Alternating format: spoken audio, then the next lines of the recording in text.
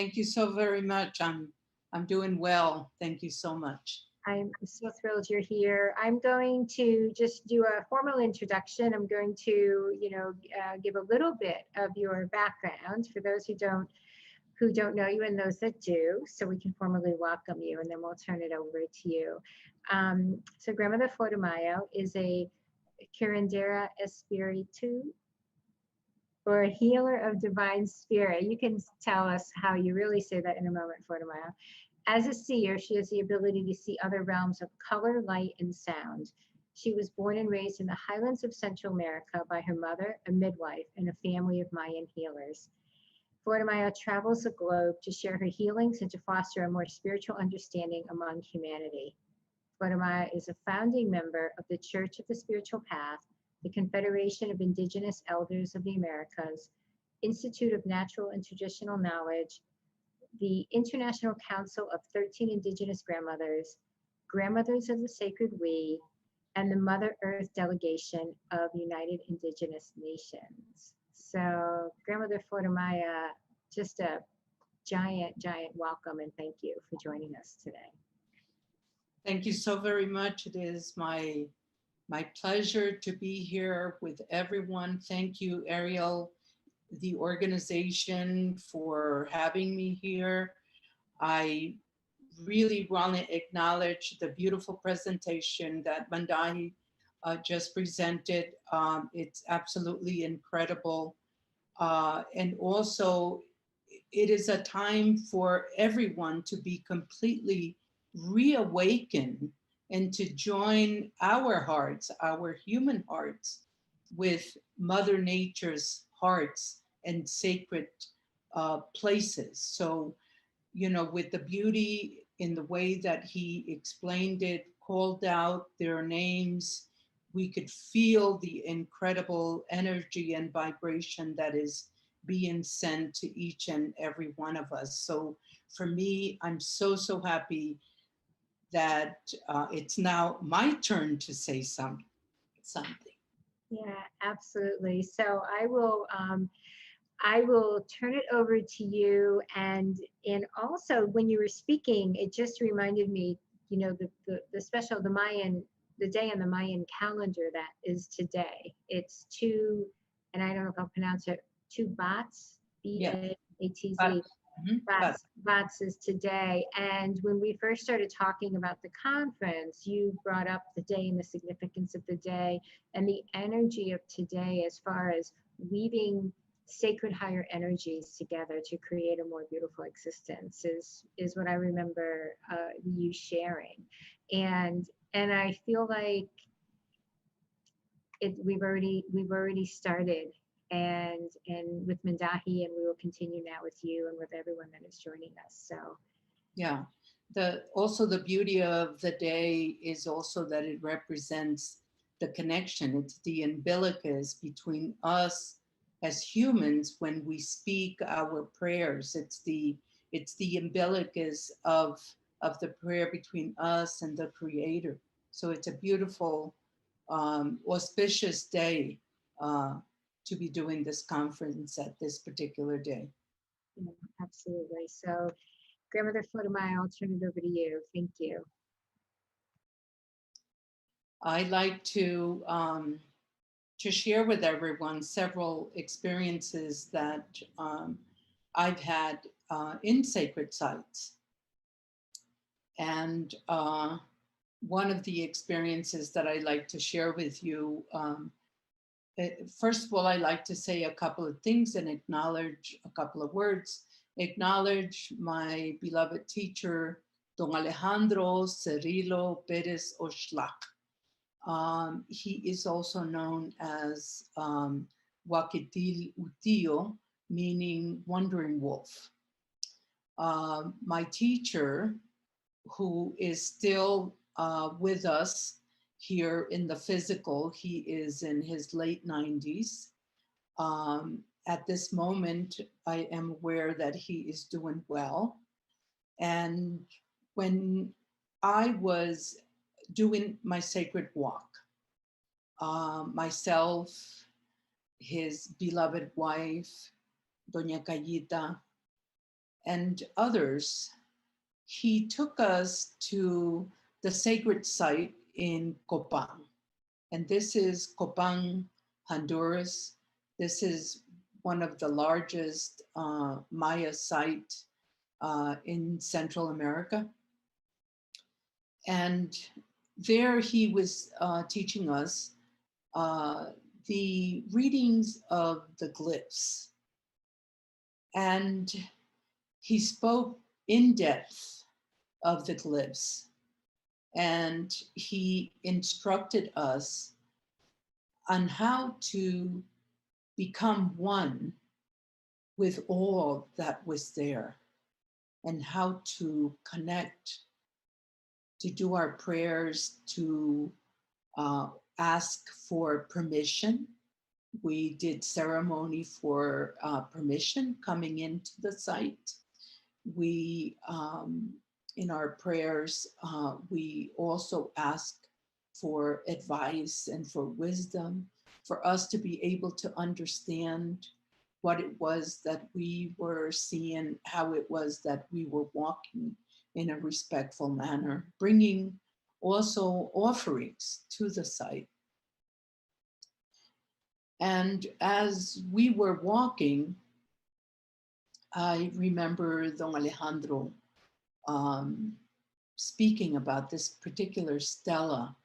And the stela is a stone that had been erected with something important that had happened.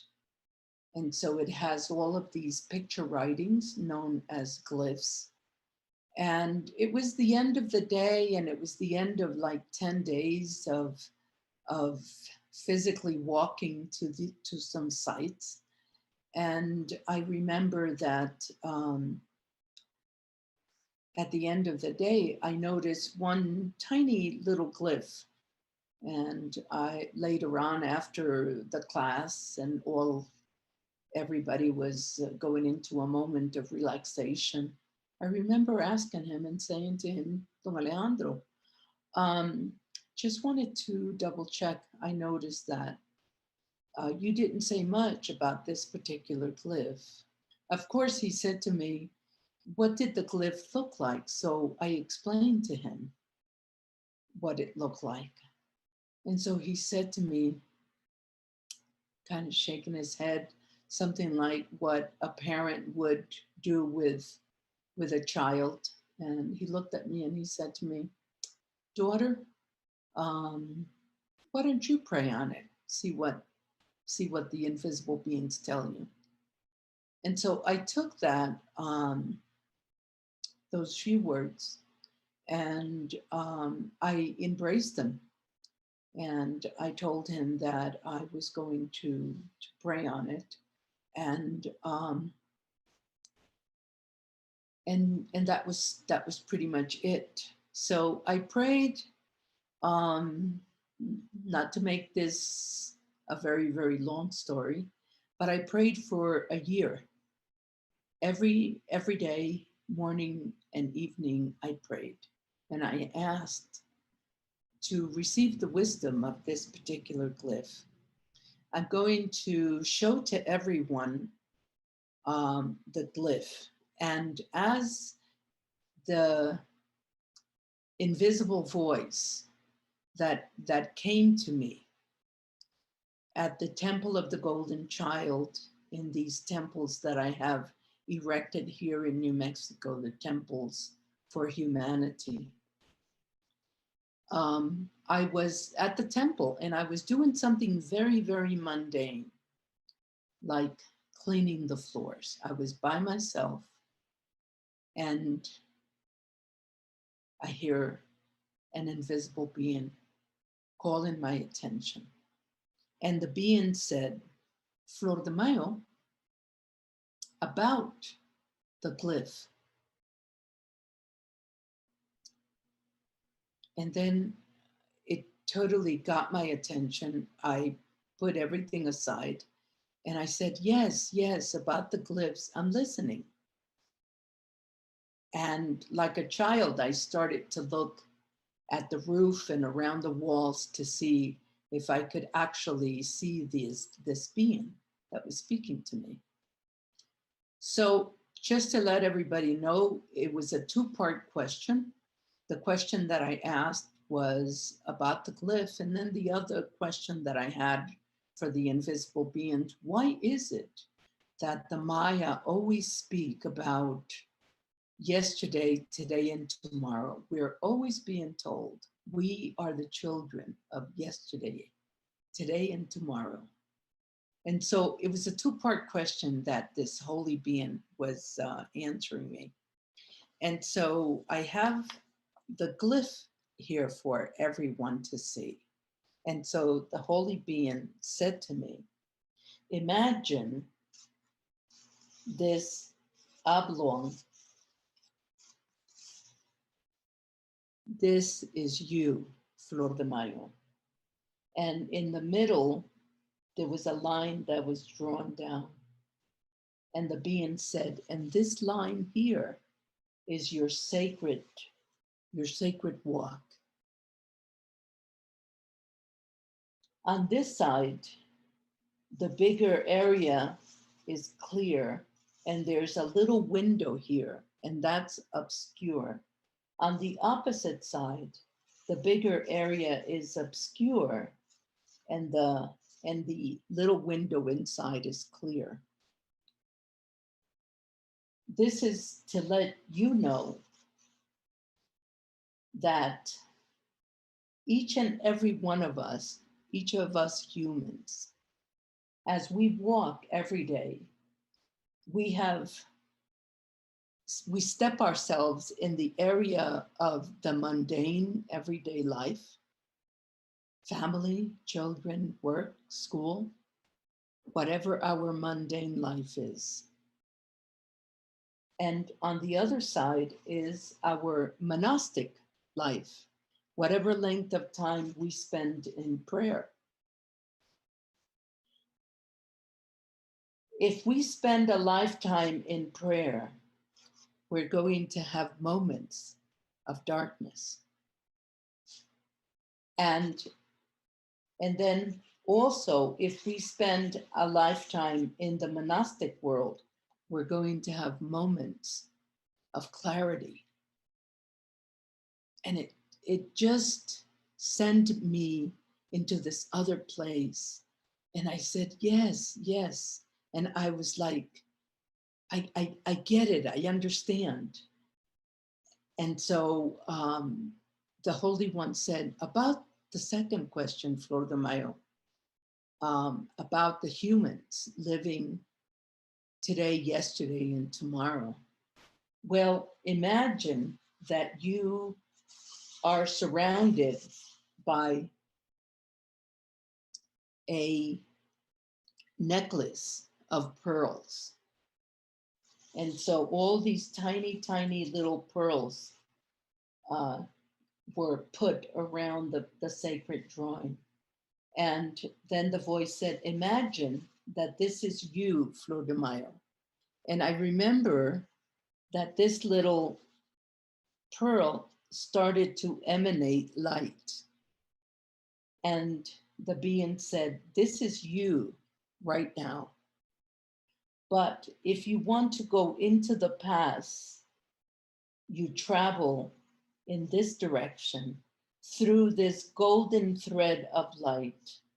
And this was a golden thread that connected the little pearls on this side. But if you wanted to go into the future, you move in this direction. And the little pearls were connected through the thread of light. And they moved about left and right and in a continuous circle. So the holy being said to me, in essence, you are walking, you're here today, but you walk in the past, you walk in the future, and it's all happening at one time. And it was just this incredible awakening for me to receive this beautiful, beautiful teaching from an invisible being, of course, I lit up my fire. I did my small little fire ceremony. I send my prayers out into the universe, into all creation. And I send my gratitudes. As I've gotten older, I've used a humming of gratitude that I'm going to share with everyone. So in my prayers, I also do this.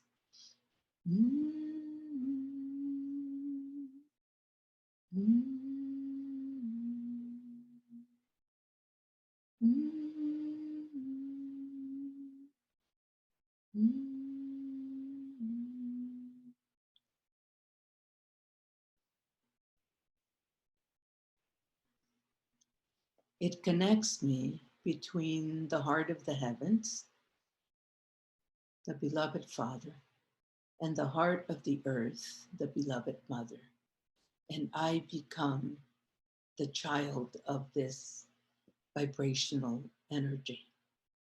And so I invite you to do that in your prayers, or just to align yourself.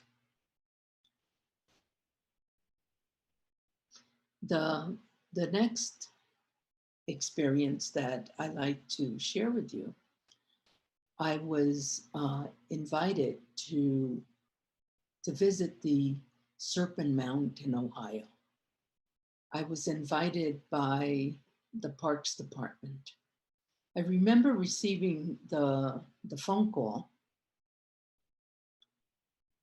and as I was speaking to the Parks Department, in the conversation, I heard an invisible being speaking to me. And the way that the invisible beings speak to me is that they call my name.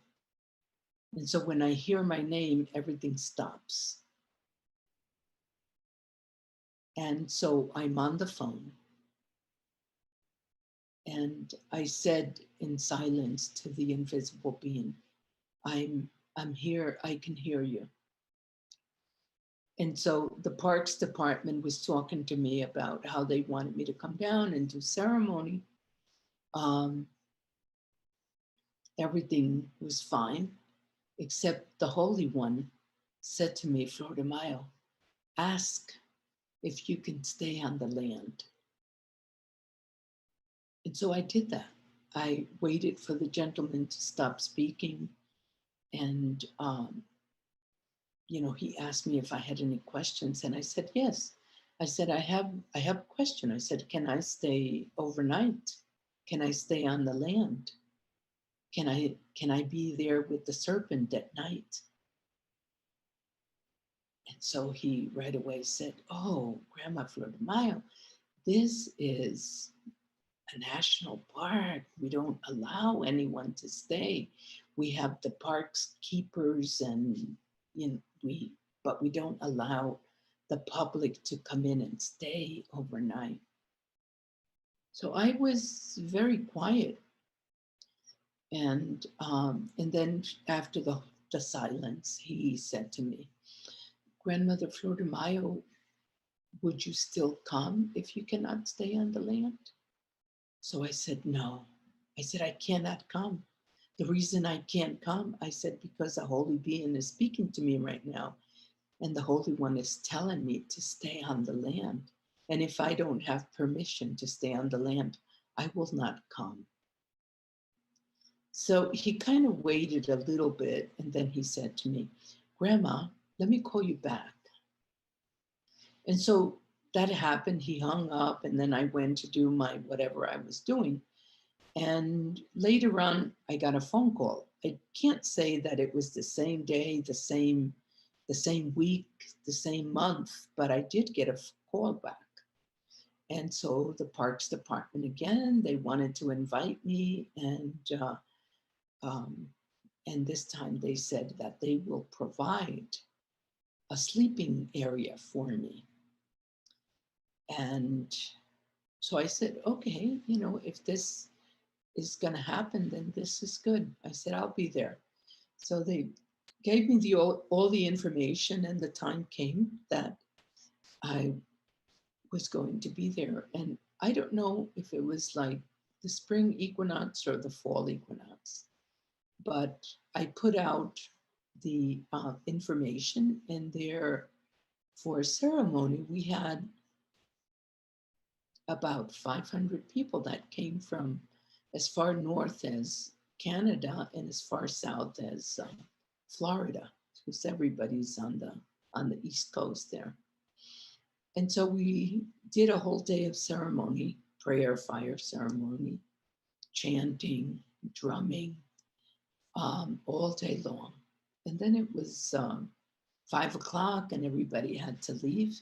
And I was instructed by the Parks Department to be the first one to leave because they did not want anybody else to kind of stay there because I was staying.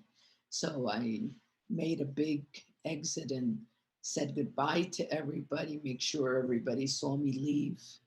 And that was like one of their requests, you know, that I had to make a big deal about leaving so that everybody can leave after me. So everybody left and they closed the park. And then later on, I was invited to come back and stay overnight. What happened to me at the Serpent Mountain was something that is still in my being because it was so, so profound. I remember being in an area where it's very, very close to the serpent's head. I was like on the shoulder of the serpent. And I could see from where I was the beautiful, beautiful egg that she carries in her mouth. And I remember looking at the heavens, and I was with a dear friend, and she was playing the drum. She was playing this sacred instrument that's called a hong, this metal instrument, drum kind of. And so I started to have this incredible witness of these incredible orbs of light that were ascending from the heaven. It was just like we were showered. Everybody that was there, there were some people there that came to guard me. I guess that's the word, you know, that the parks use. And they set me up with a little cot in a tent, but of course I did not want to be inside. I was outside the whole night. And so we prayed, and my friend sung songs, and she played the instruments until daylight. But during that time, I witnessed all of that, this beautiful, beautiful light coming in from the heavens. And in the midst of all of that, I also experienced, which it's still something that lives within me, a grandmother materialized right next to me. And the grandmother was sitting in a very small little rocking chair. And I remember turning towards my right and looking at her. I was aware that of the people that were there, but grandma was not one that was supposed to be there. So I kind of said to her, "Grandma, where did you come from? And at this moment, I stood up from where I was, and I got in a position where I was face to face with the grandma. I said to her, grandmother, where did you come from? And she said to me, child, I've come to tell you that I am of your mom's people. At this moment, I got a little closer to the grandma. And the reason that I got very close to the grandma, because I'm saying to myself, my mom's people. I was thinking about, does the grandmother have the familiar face, the familiar nose, mouth, eyes that my mother, my grandmother had? I thought about that. I thought I was looking for the familiarity about this grandmother and my grandma and mom. And I got really, really close to her. And she said to me, it is your mom's people that built these mounds. And I said to her, grandmother, I'm the first generation that has traveled into these mounds. I'm the first generation that is here in this United States. So I said, I don't know of my grandmother's people being here. She said to me, child, I assure you that your people built these mounds. And so that was the whole thing. Before I knew it, I started to get very close to the grandmother, and I realized that she was not breathing. I did not see her chest moving up and down. And as soon as I realized that, she disappeared. And so that kind of took me on an incredible, incredible journey where the image of the grandmother, the essence of the grandmother, the spirit of the grandmother, the light of the grandmother, it was all within me. I came home and my husband said to me, are you like all right? And I said to him, no. I said, I've had this experience. So as he was asking me, I became very emotional because I could like feel the grandmother just moving throughout my body. And I said to my husband, I said, is there any way that I could find out through my DNA if I'm related to the people in Ohio? I couldn't even say the word Ohio. It's like very foreign to me. And so my husband didn't say very much. He just said, you know, I'm sure that it could be done. And then he left the room. Before I knew it, I received this test kit, and he did do my my test and mailed it, and it all came back, and it showed that 2,000 years ago, my grandma's people were out in the Ohio area, and then they came back into Central America, traveled into as far South America as Colombia, and then came back into Central America. So I have been very, very touched by that, and it's something that I always enjoy talking about because there are things that we're attracted to, sites and places, but we don't know the root of it. Like, when was it that we stood in that sacred site and did ceremony and prayer? So all of that, you know, energy was brought back. I'm going to do my humming of gratitude again. Mm-hmm.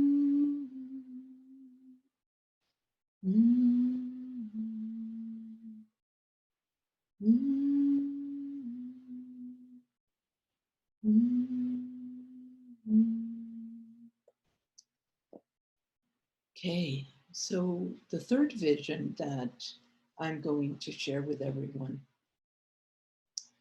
is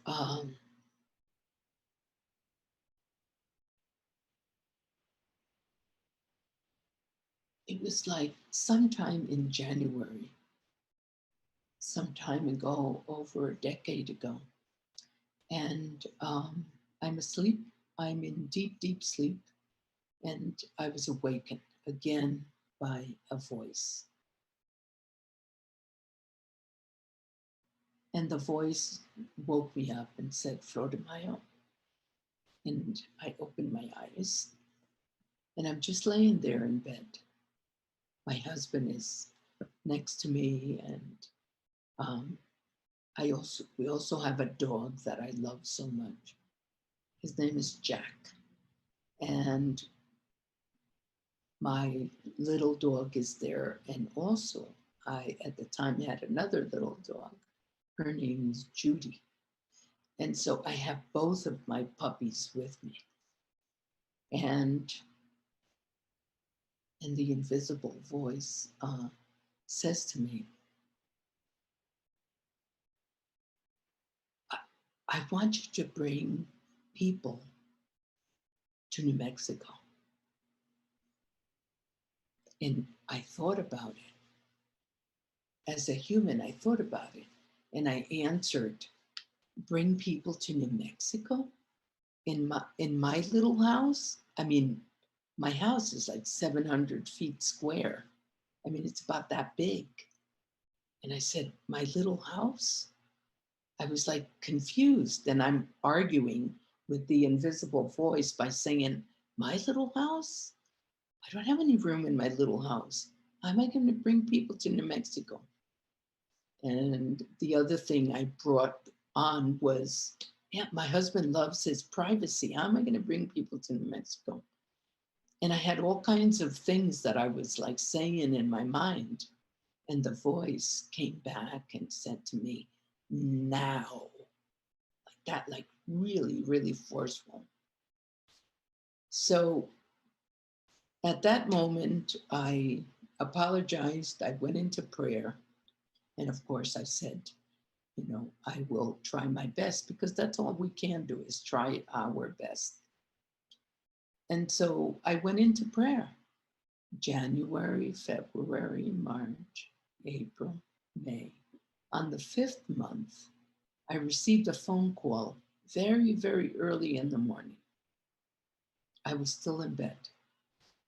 And it was one of the neighbors here in Estancia calling me to come and pick up the keys to the 40 acres. And 40 acres is this property that used to belong to my daughter and her husband, my daughter Heather. And they sold the property at an owner's contract, and they didn't want to be there anymore. So they wanted me to pick up the keys. So I jumped out of bed and put a shawl on. I had my pajamas on. So I went over there, and as I'm walking into the property, he's driving out with his family, and he gave me the keys, and he said, I don't need anything. In other words, he was leaving everything that was there. So this place, other than being 40 acres, it had one small little structure, which is an octagonal little house, a hogan, made out of adobe. And I came in, I parked the car, and I saw everything around there, meaning as a mom and grandma, it was like a mess. And I went into prayer, not really knowing what I was up against. And I stood in front of the little door. It has a tiny, tiny little porch. And I stood there early in the morning. And I said to the holy ones and the beloved mother, I said, beloved mother, is this where you want me to bring the people to New Mexico?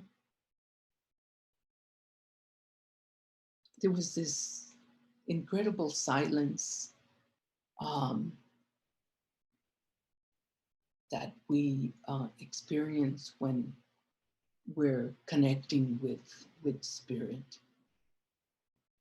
And in the middle of the silence, there was this essence, this something that touched my cheek, and it gave me a kiss. I didn't hear it like a kiss, but I felt it. It just like grabbed my cheek. And in my imagination, in my mind, I felt like something touched me and kissed me. And it was the sweetest feeling. And I don't mean to say that I imagined this, but I'm thinking, how do you translate, something invisible that is touching you? Some things that happened to me, I really don't have the language, but it was something invisible that touched me and kissed me like that. And when that happened, it was the okay for me. And so I went into prayer and I said to the beloved mother that I was going to come into the site, and into the site meaning into the Hogan, and do some water ceremony, some cleansing water ceremony, so that I can receive a vision as to what to do. And so I did that. And in the vision, the first vision that I had was I saw myself and my daughter coming into this land of the 40 acres, coming in through the gate. And as we walked into the gate, we came to the center of the land of the 40 acres. And we were at the center of the 40 acres. And both of us, we were split up into twos, and then we were split up into fours. And so there was an image of both of us in the four direction. And what we did is that we prayed together, and then we squatted on the ground and we blessed the ground with our menstrual. But the beauty of all of this is that what that means is that we were blessing every inch of the land in this vision. I continued to have consecutive visions. And I started to first vision to make these bundles of seeds. And the bundles were made, these little tiny little bundles for newborn children, for little bitty children. And the beloved mother was guiding me on how to make them. And I, at that moment, was sitting in a little rocking chair, like the grandmother was sitting in her rocking chair. except that when I was making the bundles, I was moving back and forth. And I was making these little bundles of seeds. And the beloved mother said to me, make these bundles for the newborn babies. Give them to the baby, give them to the parents, and remind the parents that these seeds are also children that they need to be taken care of.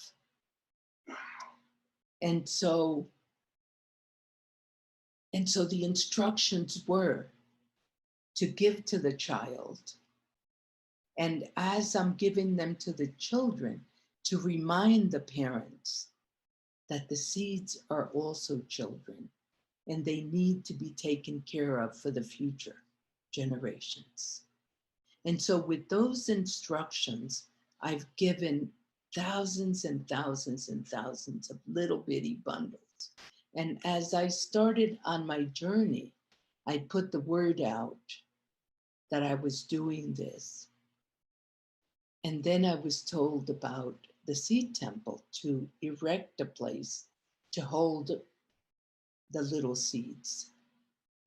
And so that journey started into creating this temple that is, it's 9 feet underground, and it is in a temperature controlled environment.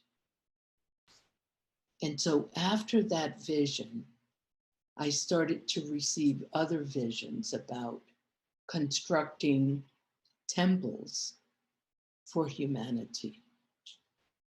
And the first temple that was constructed was the Temple of the Water.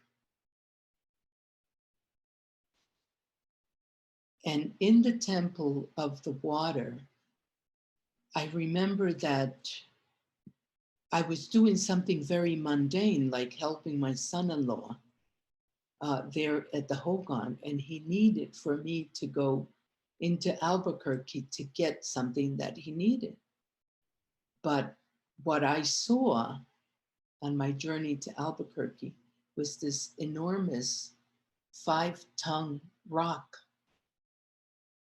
that is this beautiful, very feminine rock. And so I ended up becoming very attracted to this rock, and the rock was actually singing.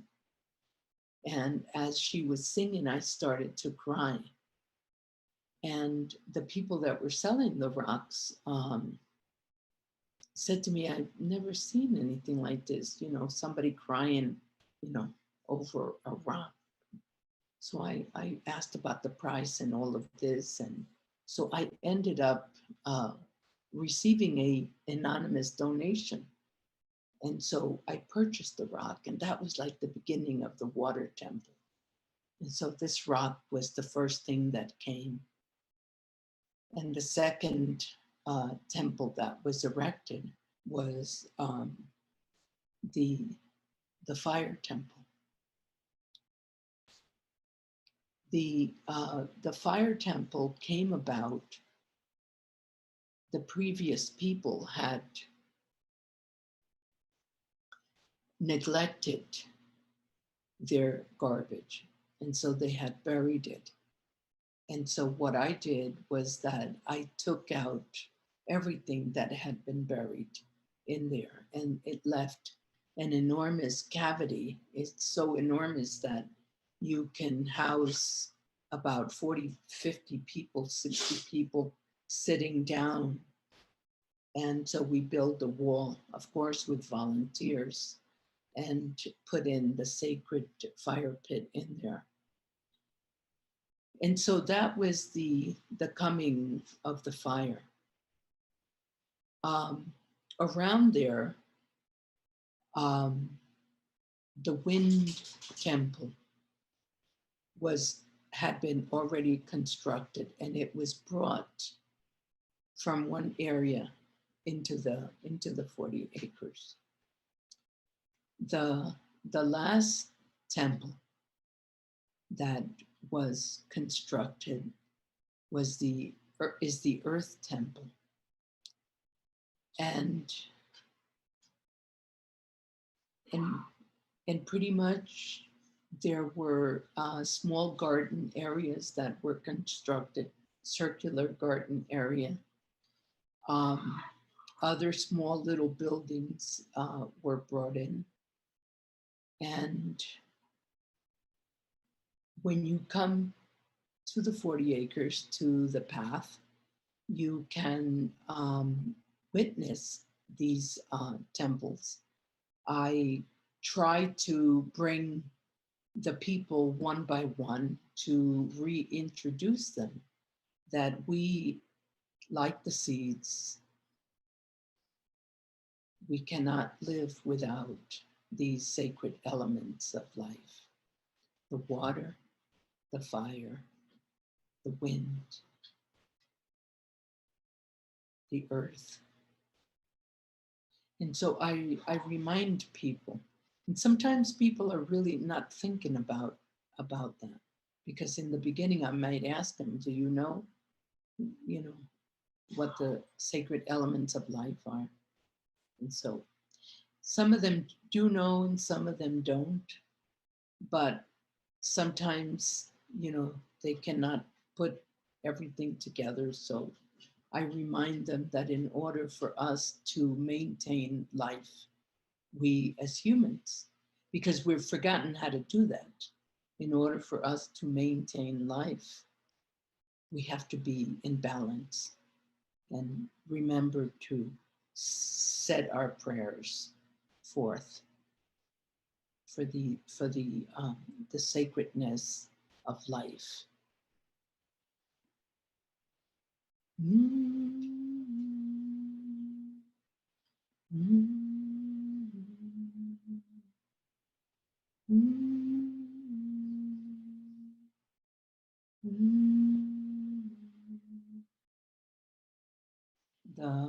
The humming brings me back into the heart of all that is the great mystery. Thank you to each and every one of you. Much love and light. And we'll see you again. Thank you, Flordemayo. I just want to say that one of the things I'm always struck about whenever we speak or I hear you speak is, again, the way that you walk in the world and the way that you bring the invisible and the visible together in everything that you do. And I think that that's such a beautiful way and a beautiful teaching that you bring to us, that there is magic in all things, and to listen, as you say, to the invisible. Thank you for sharing all that you did. Thank you. Thank you to you. Thank you so very much. Thank you to Neil. Thank you, grandmother. It's nice meeting you, and thank you for your energy, and really appreciate it. Thank you so very much. Have a blessed rest of your day. Yes. Thank you.